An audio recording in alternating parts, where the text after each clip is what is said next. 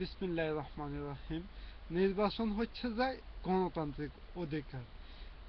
যদি কোনো ব্যক্তি বা গোষ্ঠী এই নির্বাচনকে যদি হরণ করে নিয়ে যায় অবৈধ পুলিশ দ্বারা, এটা কি গণতান্ত্রিক অধিকার হরণ করা হচ্ছে না? তাহলে কি তাদেরকে জনগণের আদালতে যদি বিচার আওতা আনা হয় তাহলে কি পাপ হবে? আমার মতে একদম না। সম্মানিত দেশবাসী, আপনারা দেখেছেন অতীতে অনেকগুলা সিটি নির্বাচন হয়েছে, কি হয়েছে না হয়েছে। বিশেষ করে বিগত কয়েকদিন আগে ঢাকা চট্টগ্রাম সিটি নির্বাচনগুলোতে যেভাবে জঙ্গলিরা অবৈধভাবে দখল করে নিয়েছে, আপনারা কিন্তু কিছুই করেন না। আপনারা শুধু ছাতক ফাঁকের মতো চেয়ে আছেন, কিন্তু আপনাদের অধিকার আপনারা আপনাদের ন্যায্য দাবি সব আপনারা নিজেরাই আদায় করতে হবে।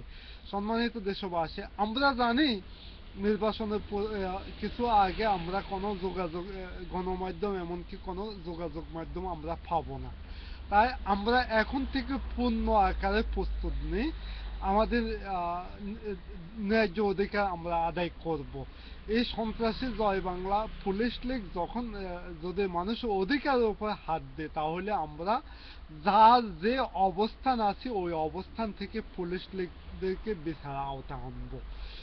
দেখুন, আজকে এই জঙ্গলি সরকার আমলে শুধু নিরাপদ হচ্ছে যে দেশের সন্ত্রাস, ডাকাত, গুন্ডা, এমনকি মাকে দর্শন করে ছেলের সামনে ওই সকল ব্যক্তিবর্গ। তারপর ওইখানে পুলিশ লীগ যায়, আবার ব্যাপক হামলা চালা, আবার জনগণকে হত্যা করে।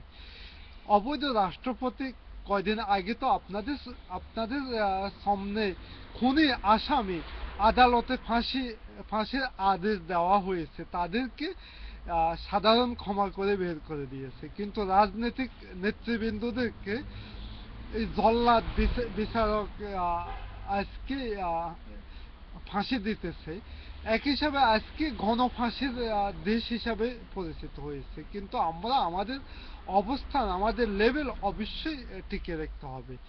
দেশ নায়ক তারেক রহমান আপনাদের দিকে লক্ষ্য রাখতেছে, এমনকি তিনও নেতৃবৃন্দদেরকে উনি খুবই ভালোবাসে।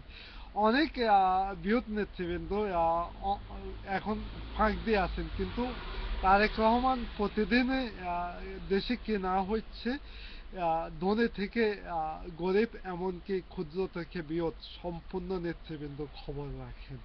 কিন্তু আপনারা মনে রাখতে হবে, দেশ এবং জাতিকে আমরা উদ্ধার করতে হবে। আমরা আমরা এক একজন এক এক একজন নাগরিক, দেশ এবং জাতির রক্ষক সৈনিক।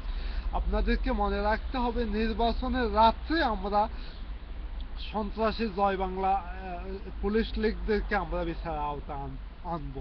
কিন্তু এক জায়গায় শুধু নির্বাচিত এলাকা নয়, সারা দেশে একযোগে একসাথে সন্ত্রাসী পুলিশ লীগরা আমরা বিচার আওতা আনবো। দেশের গণতন্ত্র এবং আমাদের ন্যায্য অধিকার ফিরে আনবো দেশ নেত্রী বেগম খালেদা জিয়ার নেতৃত্বে।